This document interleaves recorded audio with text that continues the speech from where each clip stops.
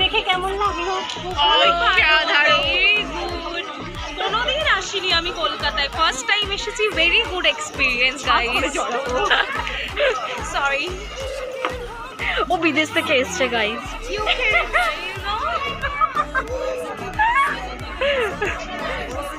ও বিদেশ থেকে এসছে গাইস।